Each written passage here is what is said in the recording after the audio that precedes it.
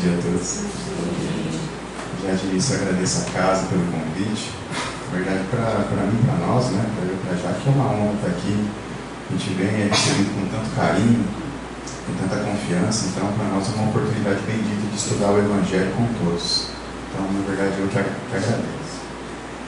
O assunto que separamos para conversar nessa manhã, intitulado Apostolado de Jesus, tem o objetivo de relembrar algumas poucas passagens da vida do Mestre, para que a gente possa refletir sobre como o verdadeiro apóstolo entrega a sua própria vida, não apenas um conjunto de informações que ele adquiriu por meio do estudo, mas ele entrega a sua própria existência como instrumento de Deus. E nós acreditamos que foi isso que Jesus fez em cada detalhe, em cada gesto, em cada palavra que ele dirigia aos personagens que conviveram com ele naquele momento. Ele estava educando, não apenas falando, mas exercendo a atividade de amar, exemplificando como se ama, porque acreditamos que Jesus é a personificação das leis de Deus aqui na terra. Então, com essa entrega do Cristo aos seus semelhantes, no caso nós, é que ficou registrado um método de caminhar para a felicidade. E às vezes ficamos refletindo, como é que essa história perdura tanto tempo?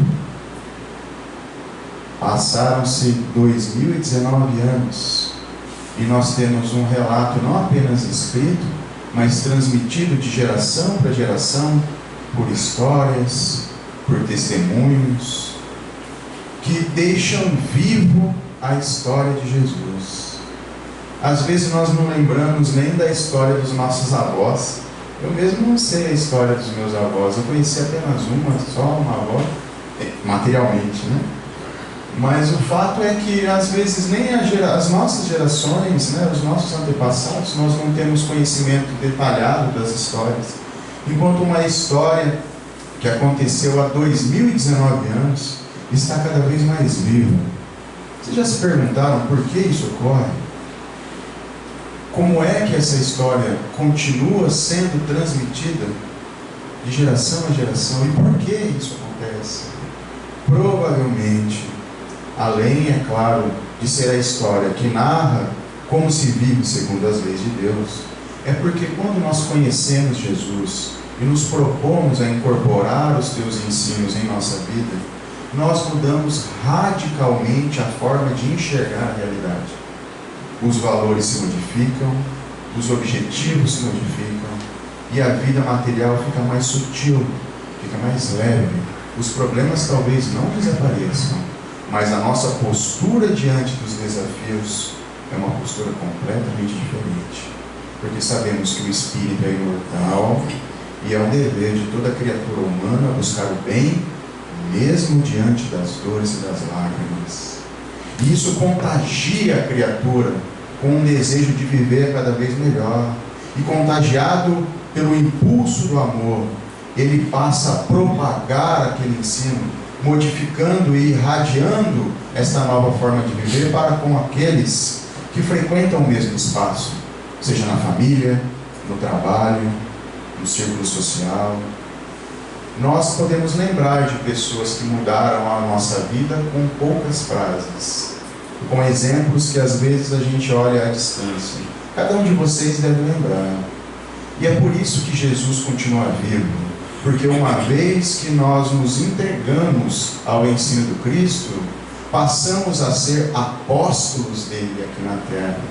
Então o apostolado de Jesus continua vivo em cada um de nós, em cada um que se propõe a seguir os passos do Mestre. Porque os apóstolos diretos desencarnaram algumas décadas depois, entregaram a sua própria vida, mas as gerações foram sucedendo, a comunidade cristã foi crescendo, nós fomos amadurecendo moral e intelectualmente, e hoje aqui não podemos fugir da responsabilidade. Entrando em contato com o Evangelho, automaticamente passamos a ser discípulos e apóstolos. Mas vamos ver o que verdadeiramente é um apóstolo, porque é essa postura que devemos ter diante da vida, se é que queremos seguir Jesus em busca da paz. Apostolado de Jesus. Apostolado. O que é apostolado? Segundo a nossa língua, apostolado é propagação, difusão de um credo ou uma doutrina, qualquer ela que seja. Apostolado é missão e vida do apóstolo.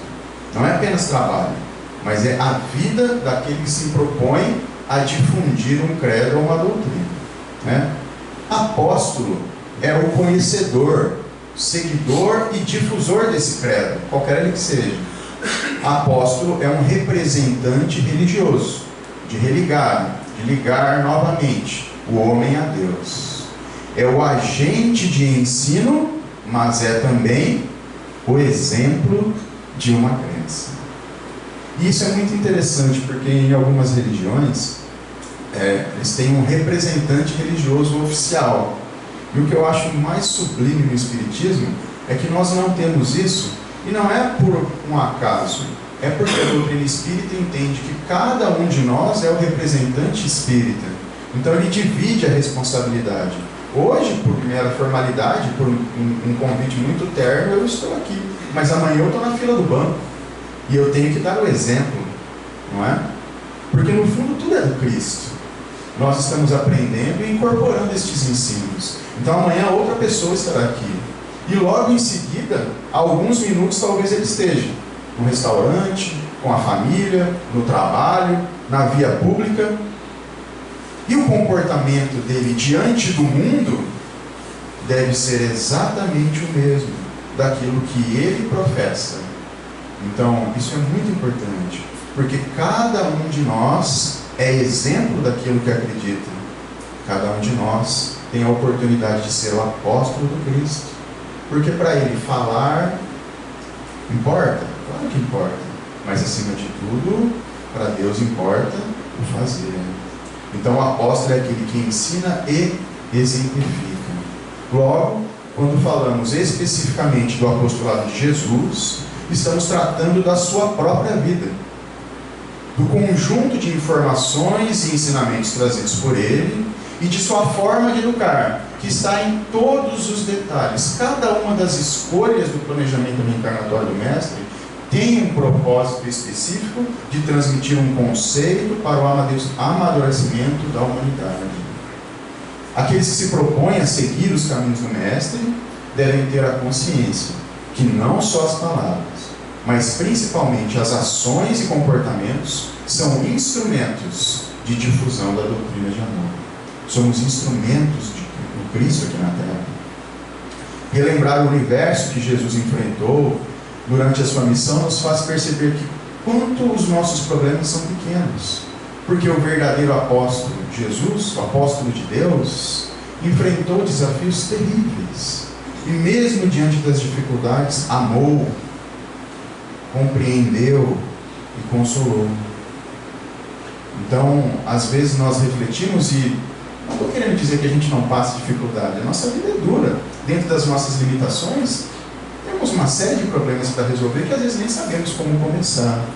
Mas o fato é que esses problemas nos auxiliam com um crescimento intelectual. E uma vez avançando intelectualmente, temos mais discernimento para separar o bem do mal e escolher voluntariamente o bem para todos. Então os problemas são bênçãos que avançam o espírito para o intelecto e para o sentimento. Isso nos traz, de certa forma, força e esperança, porque sabemos que são passageiros, que são temporários, são fases de uma escola, mas também nos traz responsabilidade de saber que temos que cumprir o nosso dever e terminar este exercício proposto na encarnação presente. Então vamos relembrar algumas passagens de Jesus, apenas para resgatar dentro do nosso coração a força de vencer no momento atual. Porque o ambiente que chegamos consideramos que às vezes é turbulento, que é cheio de desavenças, às vezes até falamos, né, popularmente, nossa, o mundo está perdido, mas a gente não tem ideia do que foi o mundo perdido. Então vamos relembrar algumas passagens do momento que o Cristo veio à Terra, porque isso nos inspira a não desistir e continuar marchando sempre, não é? Então, o ambiente de sua chegada. Jesus reencarna no seio do povo hebreu. Os judeus, né? Na verdade, os judeus são os hebreus da Judéia. Nós consideramos hoje, né, o povo hebreu como um todo, né? Que eram um dos únicos, se não o único povo daquela época que acreditava na existência de um único Deus. Eles eram uma minoria esmagadora religiosa, né?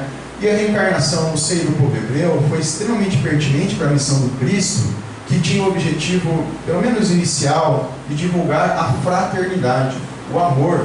Então seria mais fácil começar em um grupo que todos já acreditavam que eram filhos de uma única fonte, de um único Pai. Esse sentimento de irmandade poderia ser mais facilmente irradiado deste núcleo, né? Então Jesus reencarna. Mas naquele momento, os hebreus eram a minoria religiosa. Eram discriminados, dominados.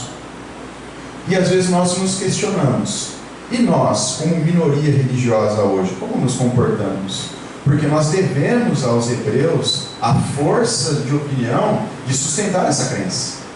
Nós devemos isso a eles. De sustentar que é um único Pai de todos e de tudo. E às vezes nós nos comportamos de maneira tímida de falar que a reencarnação existe, que a morte é apenas no corpo, que todos vamos renascer.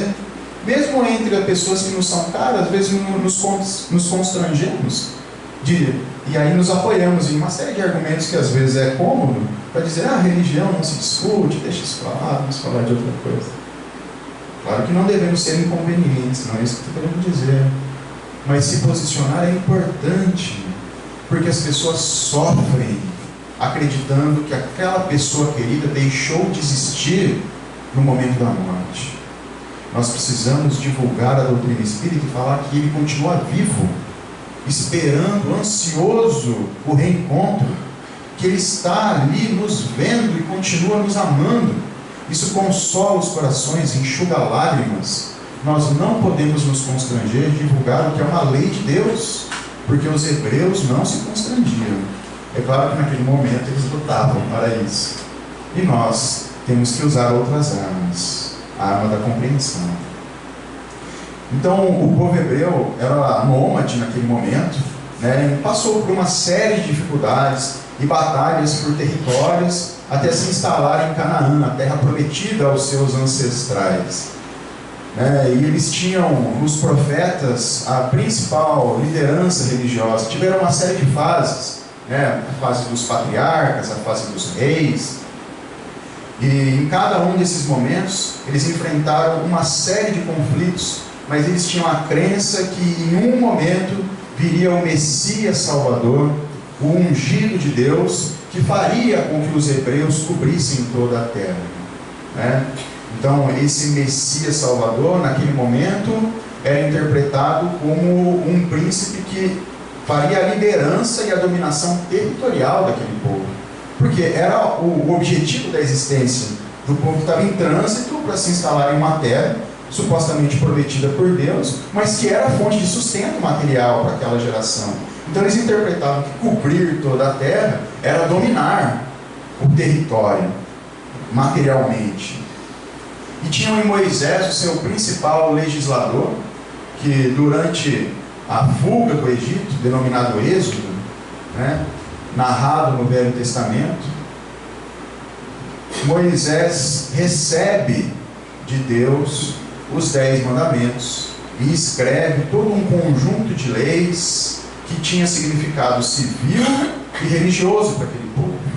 Então, o Pentateuco, né, que é Gênesis, Êxodos, Levíticos, Números, Deuteronômios, narra não só a história, mas os mandamentos que regiam a sociedade hebraica. Eram as leis da época. E Moisés talvez tenha sido o grande profeta desse povo, que os levou novamente até Canaã. Moisés não chega a entrar lá, ele morre um pouco antes, mas conduz o povo até a terra prometida. Então, o povo hebreu foi aonde Jesus iniciou a sua missão.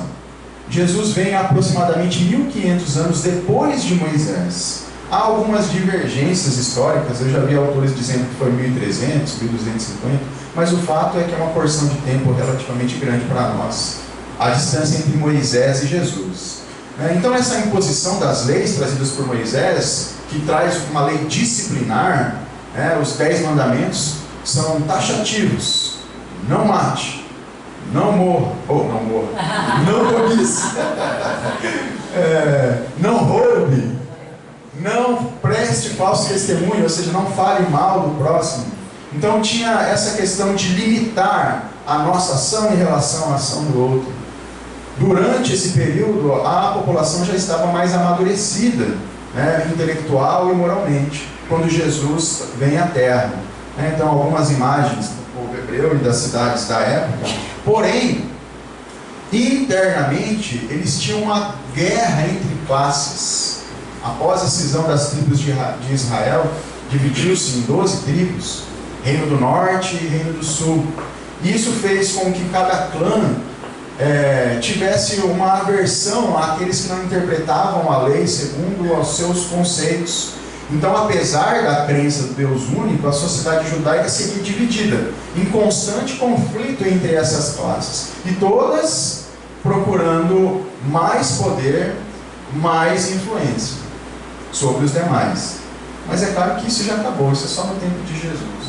As classes hoje não buscam poder e influência, Já passamos disso. O fato é que naquele momento isso era muito mais intenso, porque a violência era deliberada, inclusive a pena de morte fazia parte do conjunto de leis e era permitida. Então, era muito mais brutal a legislação da época, não é? Cada classe interpretava as leis segundo o que convinha. E isso é uma coisa que continua acontecendo. As leis religiosas, principalmente. Nós vemos alguns irmãos interpretar ao pé da letra determinados conceitos e simbolicamente outros, quando nos convém, não é? Quando nos convém, a gente quer pegar e falar assim: olha, não pode fazer tal coisa no dia de sábado. Daí a gente leva ao pé da letra isso. Mas ninguém quer levar ao pé da letra que arranque o seu olho se for motivo de escândalo. Isso a gente quer interpretar simbolicamente. Ou então quando Jesus encontra o jovem rico e diz: doe toda a sua fortuna aos pobres e lhe siga para encontrar o reino de Deus. Isso a gente quer interpretar simbolicamente, ninguém quer interpretar o pé da letra. Então naquela época isso era mais intenso, mas infelizmente ainda ocorre. No fundo nós temos que, como diz Paulo, tirar o espírito da letra e entrar no cerne da questão, que aquele conhecimento, aquela informação serve para o espírito imortal. Mas naquele momento histórico, a leitura principalmente era motivo de admiração. Então poucos tinham acesso à íntegra dos testamentos. Era uma minoria, considerada nobre, geralmente de classes mais abastadas. Então o povo simples era explorado pelas próprias classes hebraicas, porque o não cumprimento dos rituais era considerado motivo de impureza, era crime. E um agravante ainda é que no momento que Jesus reencarna, os hebreus estavam submissos aos romanos. Aproximadamente 60 anos antes do reencarne de Jesus, o Império Romano conquista o território que os hebreus habitavam, que hoje é a Palestina. Então, eles eram escravos de Roma. E isso fazia com que eles tivessem que acatar as determinações do Império Romano. E os romanos eles tinham uma característica interessante, que as províncias podiam ficar com a sua administração social e sua crença religiosa, mas tinham que pagar por isso. Pagavam altos impostos da troca de mercadorias, impostos por pessoa, por família, para que, entre aspas, a paz se instalasse na província. Então isso para os hebreus era terrível, porque eles tinham que pagar por toda a atividade comercial que eles realizavam no próprio território. E se não pagasse, o Império Romano era a elite bélica da época. Era terrível enfrentar os romanos naquela situação. Então o Messias passava mais uma vez, de modo intenso, ser a única esperança desse povo. Então, para os humildes, esperavam que aquela pobreza, que aquela dominação terminasse com o Messias. E já os ricos acreditavam que, vindo o Messias, eles se libertariam dos romanos e, se desse, ainda conquistariam todo o império e passariam a ser verdadeiramente os senhores da terra, como professava as antigas crenças. Não sabiam eles que cobrir toda a terra, de fato, era uma profecia que ocorreu. Porque hoje, qual é a maioria religiosa? Não é o monoteísmo? Nascido com os hebreus, que naquela época era minoria esmagadora. Então, de fato, a profecia se cumpriu. Porque os hebreus, a tradição hebraica do monoteísmo, hoje cobre toda a terra.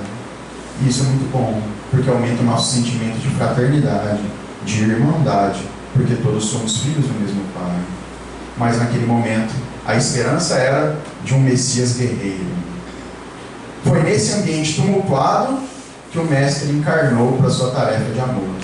Imaginem andar nas ruas, enfrentando centuriões romanos e, ao mesmo tempo, corrupções e intrigas contra a própria classe. E a gente acha que o nosso ambiente político é tumultuado.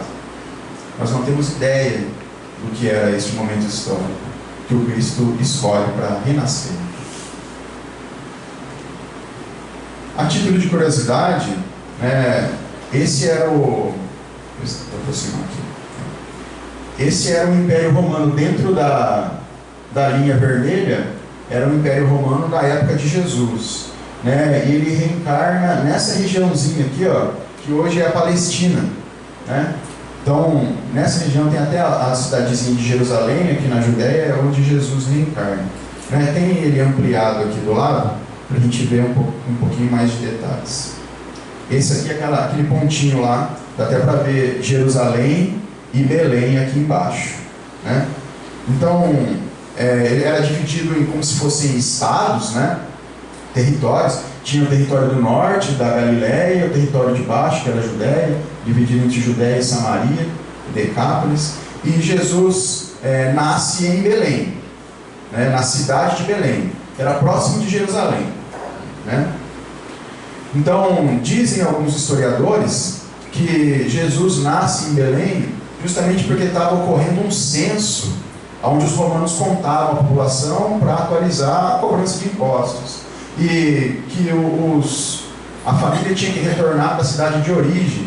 E José, pai de Jesus, tinha o tronco na origem de Davi. Então ele tinha que retornar para Belém, que era a cidade dos seus patriarcas, para ser contado. É o que diz alguns registros históricos. E é justamente por isso que eles estavam em Belém e não em Nazaré. Em Belém, obviamente, todas as pousadas estavam cheias de pessoas de fora que foram para o censo. E Maria grávida, não tinha onde passar a noite, um senhor cede o estábulo, e é exatamente por isso, nesse momento de transição entre as cidades, que Maria dá a luz a Jesus aquela noite no estábulo. Por isso que ele nasce no estábulo, porque eles não estavam na sua cidade de natureza, estavam na cidade dos ancestrais de José. E naquele estábulo, o primeiro berço de Jesus é a manjedoura, que é um coxo onde comem os animais. E isso marca o ponto inicial da lição salvadora de Jesus. Então é o primeiro contato físico, material ali de Jesus com o mundo, na manjedoura e no estábulo. É como se ele quisesse dizer que a humildade representa a chave de todas as virtudes. Porque hoje, popularmente, quando a gente fala que uma criança é bem-nascida, que provavelmente ele vai ter um futuro próspero, a gente fala que ela nasceu em berço de ouro. E Jesus, alguém tem dúvida que Jesus foi o ser supremo? Diz Emmanuel que ele é o governador do planeta. Ele nasce no berço de palha. Não é que ele está desprezando a riqueza, não é isso. Ele estava querendo nos mostrar que a matéria é um instrumento, mas não é determinante para a felicidade nem para o sucesso do espírito. Se tivermos a oportunidade de dominar e entrar em contato com a matéria, que assim seja, e que o façamos para multiplicar os bens para aqueles que vivem conosco no século, porque a matéria é instrumento de Deus, mas ela não é determinante para o sucesso da alma. Não é. Uma outra visita curiosa é que os magos do Oriente seguem a estrela em direção ao rei dos judeus. Os magos do Oriente eram sacerdotes, eram sábios, alquimistas, astrônomos das antigas terras da Pérsia. Se ocupavam de uma série de atividades, dentre elas o estudo das ciências, da medicina e da espiritualidade.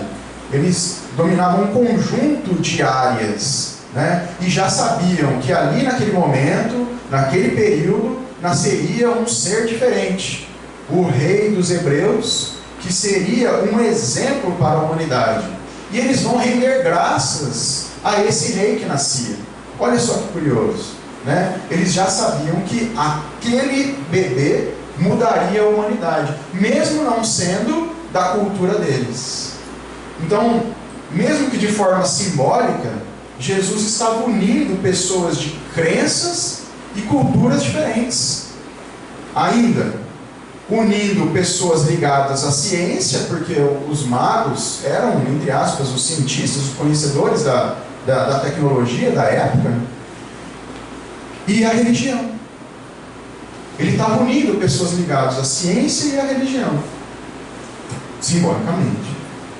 E hoje a gente vê um afastamento entre a ciência e a religião. E a gente vê culturas diferentes se degladiando pelo domínio de uma suposta verdade, que sabemos que é sempre transitória, porque o conhecimento do homem é muito limitado sobre as coisas do mundo. Nós queremos dominar a cultura dos nossos irmãos, enquanto Cristo associa culturas diferentes com o mesmo propósito: mudar a terra para o bem. Os magos levam 3 presentes que também são símbolos: o ouro, que representa grandeza, riqueza, valor, importância, pela sua raridade, é um metal raro, né?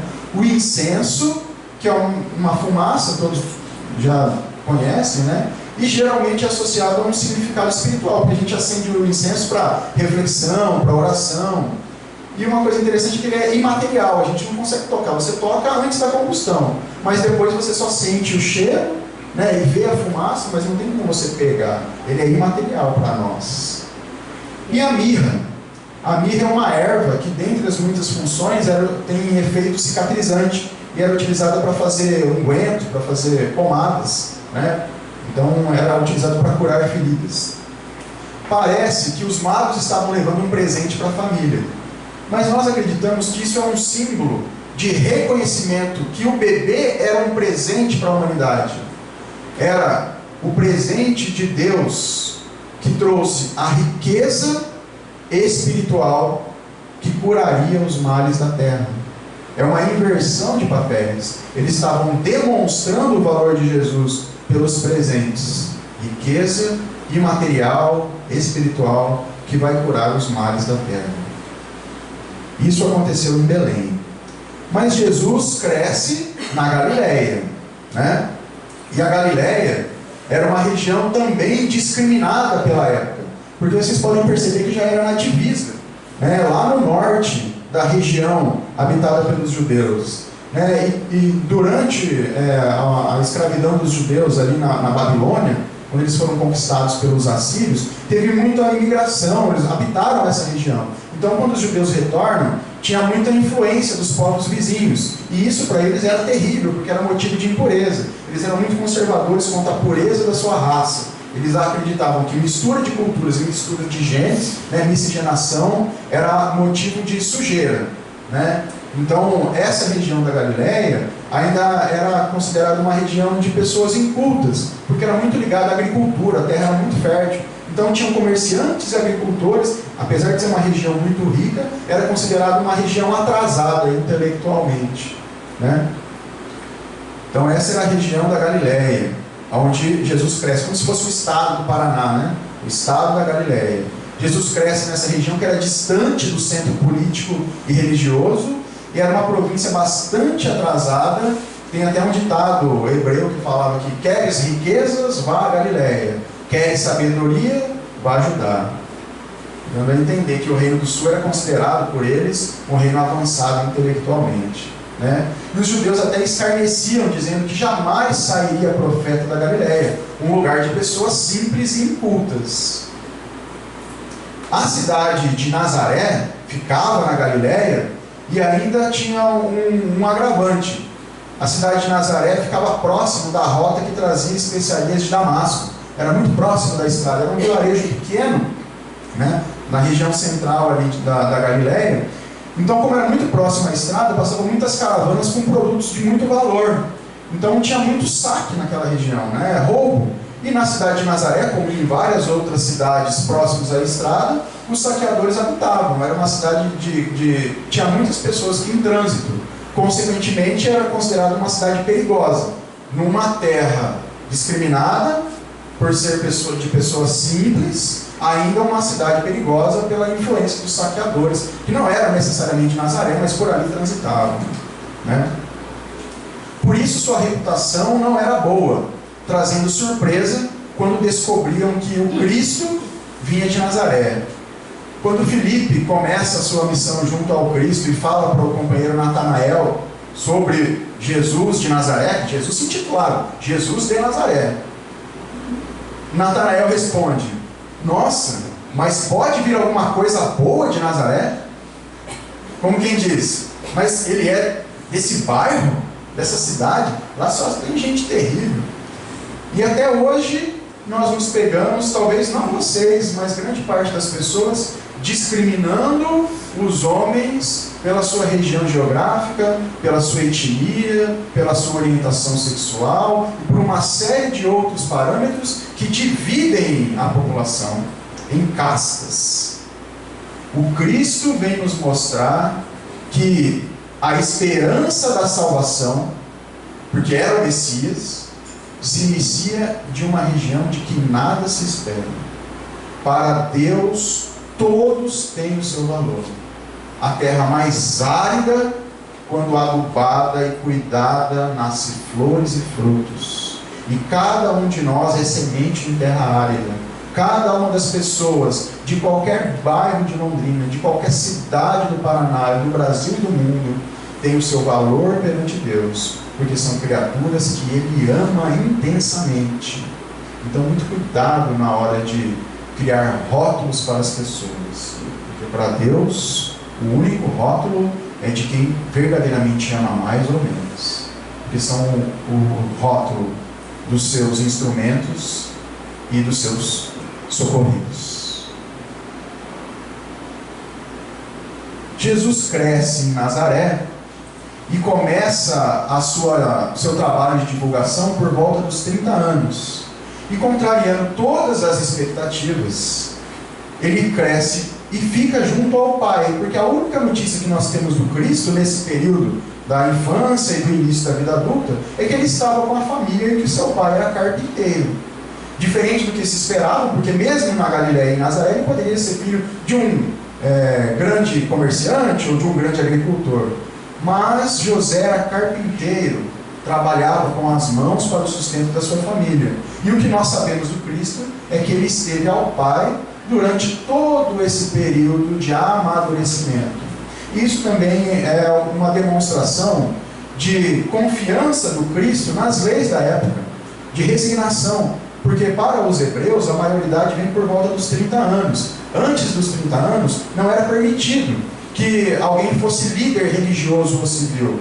Então, para exercer a atividade de pregação, por exemplo, você tinha que ter mais de 30 anos, mesmo conhecendo todo o conjunto de informações que você iria divulgar. E Jesus, vocês imaginam Jesus, tem o fato da visita dele no templo, em tenra idade, discutindo assuntos complexos com o sacerdote. Imagina o conhecimento de Jesus na adolescência. Eu acho que ele não teria condição de começar a pregação, mas ele respeita as tradições, com submissão às leis da época. E começa o seu trabalho apenas no período que era permitido pelas suas leis. Nós às vezes sempre nos pegamos querendo dar um jeitinho, né? Pegar um atalho, seja na escola, no imposto de renda, a gente sempre quer pegar uma tangente. Jesus não, Jesus resignado quanto a isso, né? E ele mostra, ficando com a família, que para Deus a melhor escola é o lar e o trabalho, porque ele com certeza ele estudava, mas ele trabalhava junto ao pai na carpintaria. No livro Boa Nova, Humberto de Campos narra de uma ótica um pouco mais próxima, quando Jesus inicia a tarefa de auxílio do pai na carpintaria, a alegria de José de recebê-lo, né, em sua oficina. É muito bonita essa passagem do livro Boa Nova, psicografado pelo Chico Xavier. Eu mesmo não vi a hora de chegar o momento de sair e morar fora de casa. Queria ter minha própria vida. Não que isso não seja lícito, mas cuidar da família, estar próximo, doar o que nós temos de melhor, nosso tempo, nossa força física, nossos recursos, aqueles que nos criaram, é um dever. Pois desde Moisés não temos o mandamento honrar pai e mãe. Nós às vezes, naquela euforia juvenil, nos esquecemos disso e nos afastamos do que é a matriz da nossa formação moral, que é a nossa família. O Cristo não fez isso, dando mais um exemplo de como deve ser a nossa formação aqui na Terra. Mas no fundo, a missão do Cristo era o ensino do amor. Jesus veio nos ensinar a amar. A principal, digamos assim, a principal tarefa foi demonstrar o verdadeiro valor das leis de Deus, cumprir, ensinar e instruir conforme o grau de entendimento dos homens, porque cada um tinha uma capacidade de compreender, e ele modulava a linguagem para que todos pudessem sentir-se pertencente àquele grupo. Então, quando era alguém mais avançado intelectualmente, ele falava um pouco mais erudito, firme. Quando era um pouco mais simples, ele falava de um modo mais terno, utilizava as parábolas sempre como um mecanismo de exemplificação, para que aquela mensagem ficasse mais efetiva nas gerações que estavam por vir. Então ele usava técnicas de didática extremamente eficientes, porque ele sabia que cada um teria um momento de entender. Amar a Deus sobre todas as coisas e o próximo como a si mesmo era o principal conceito que já estava na lei. Esse mandamento estava no Velho Testamento. Em Deuteronômio, capítulo 6, versículo de 4 a 6, nós temos amar a Deus. Em Levíticos, capítulo 19, versículo 18, nós temos amar ao próximo. Amai os vossos inimigos, amai os vossos irmãos. Isso já estava no Velho Testamento. Era de conhecimento dos sábios hebreus, mas não era cumprido. E vem o Cristo e diz: amar a Deus e amar ao próximo resume todos os outros mandamentos dos 5 livros do povo hebreu.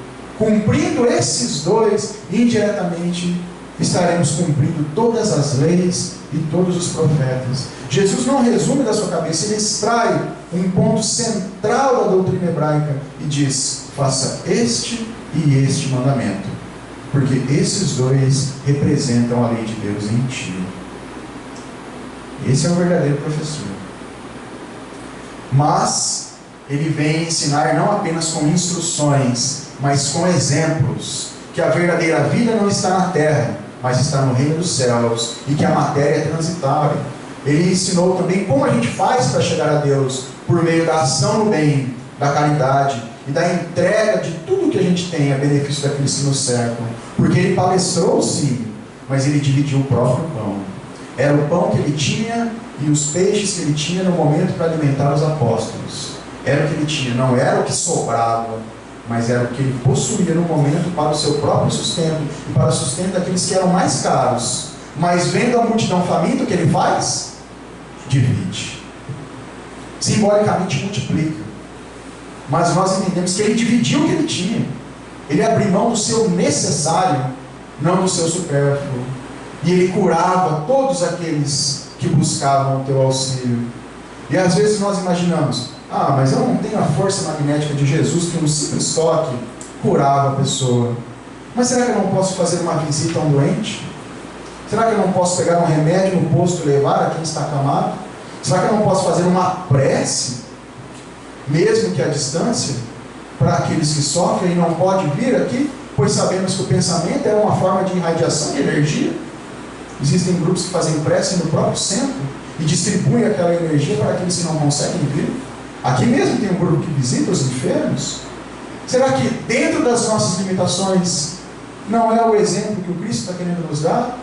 De tentar aliviar as dores daqueles que sofrem mais do que nós? Jesus veio nos mostrar que nós temos que ser ativos.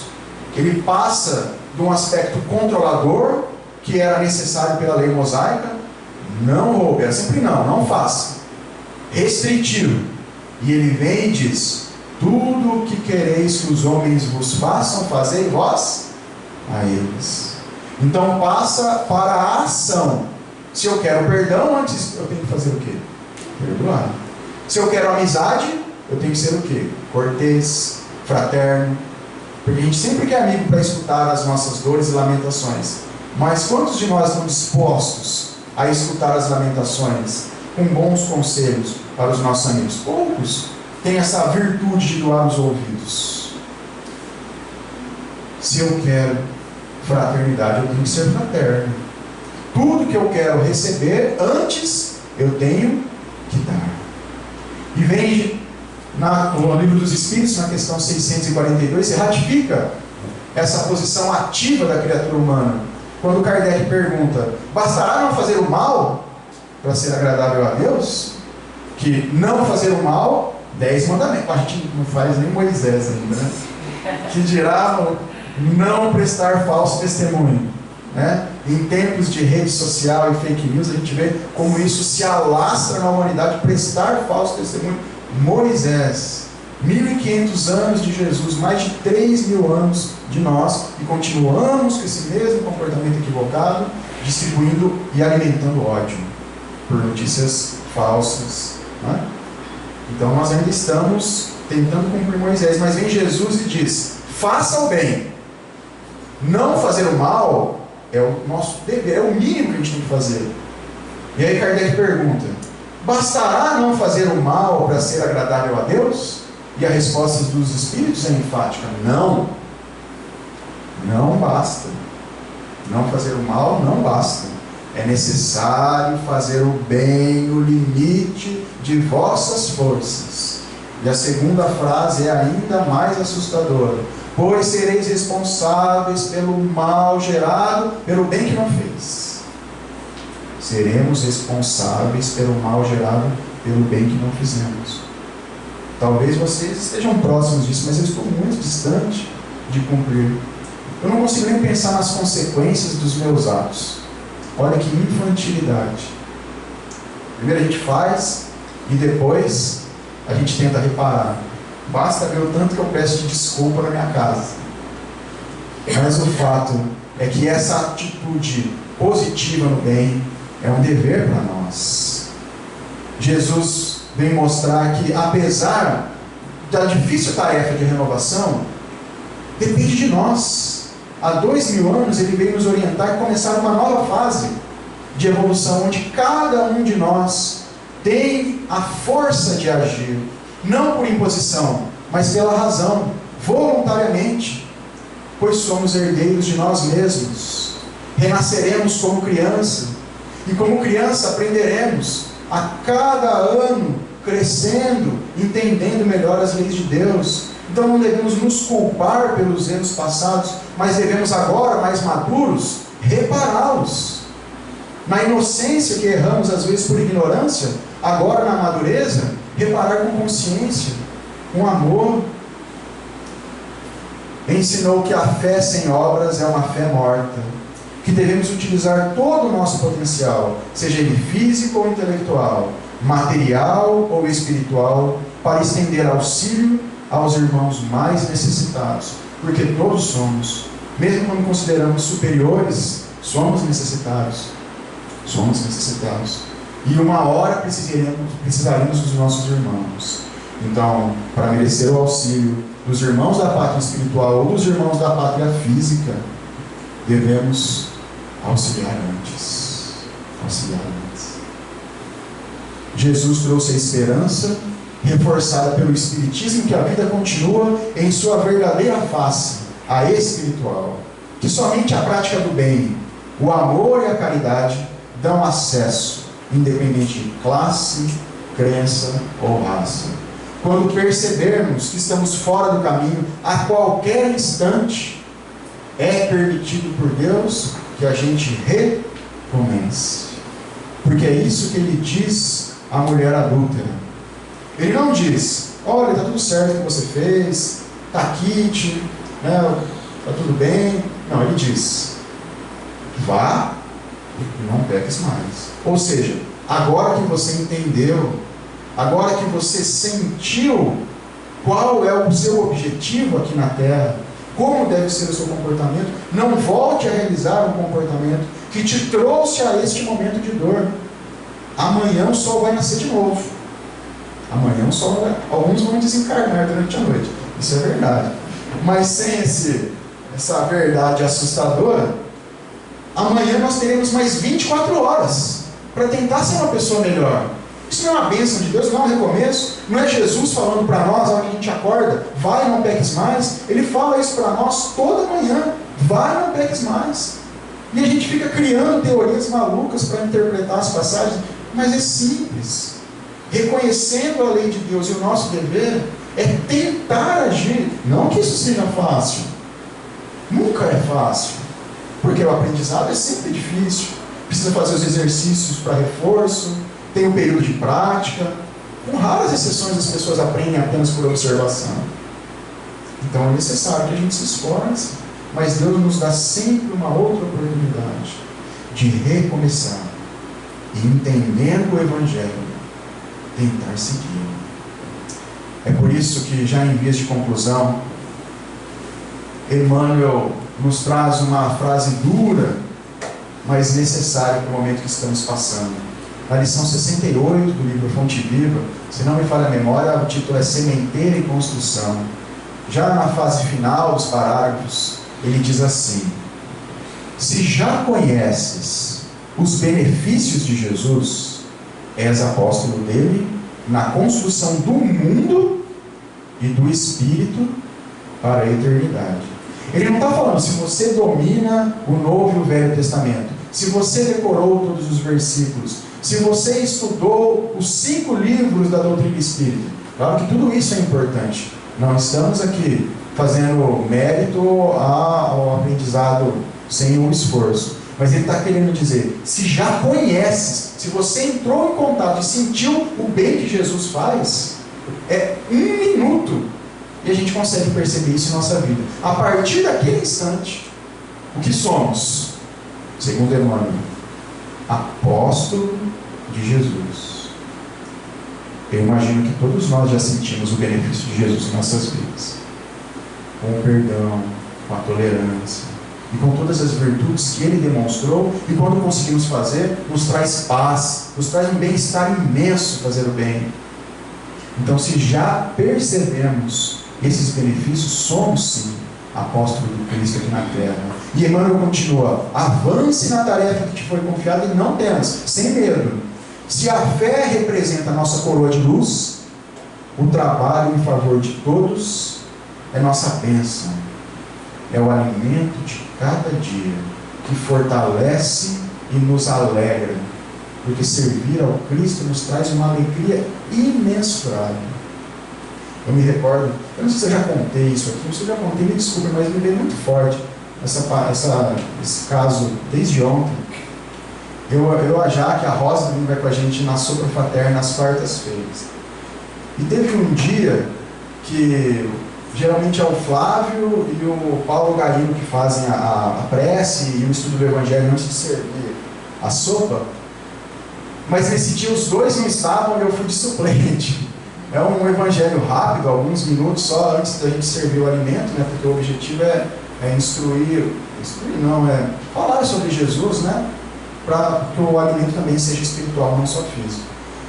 Eu abri uma passagem e li tão bonito do Evangelho, mas eu li com um desejo sincero que aquelas pessoas se sentissem filhos de Deus, porque muitos se sentem abandonados, e às vezes não foi por vontade própria, mas estão numa condição de isolamento social.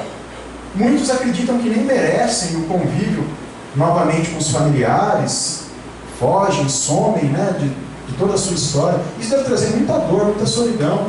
E eu queria ler daquela passagem, porque a passagem dizia isso, que eles se sentissem pertencentes à família humana e que Deus os vê, né? E que eles podem, do jeito deles, ser instrumento de Deus na terra. Eu acredito de verdade nisso, e a passagem também reforçava que eles são instrumento de Deus do jeito que são. Todos nós somos instrumento de Deus do jeito que somos. E que uma vez nos entregando à tarefa, sentiremos uma alegria imensa. E aí passou, e eu estava naquela minha tarefa corriqueira, de recolher os pratos. Antes eu ficava enxaguando, mas depois que a Rosa chegou, ela tomou meu posto, porque a Jaque disse que eu sou lento. E a Rosa é rápida. E aí eu fico recolhendo a louça, e eu tinha um senhorzinho, assim, bem no final, aí ele pegou os pratos, assim, me deu aquela pilha de prato que eu não estava alcançando, e ele falou uma coisa que eu não escutei. Aí o rapaz que estava do lado falou assim, ele disse que está ajudando a Deus recolhendo os pratos, igual você falou. Nossa, mas eu fiquei tão feliz. Aí eu fui embora para casa, assim, cheguei em casa, falei assim, nossa, mas o que eu falei, né, fez diferença para ele, né? Fiquei tão alegre, mas, como vaidoso e orgulhoso que sou, qual foi meu pensamento? O que eu falei fez diferença na vida dele. Aí, graças ao meu anjo da guarda, logo após o banho me veio um pensamento muito forte. Não, filho, foi o que Jesus falou por você. Foi o que Deus disse para ele. Porque em fato tudo isso aqui é de Jesus. Não é nada meu. Não é nada de ninguém, é do Mestre. Mas quando nós nos colocamos como instrumentos de Deus, a alegria é imensa, até emocionado. Porque nada é nosso, mas a gente pode ser feliz se nos colocarmos como instrumentos de Deus. Que Jesus abençoe.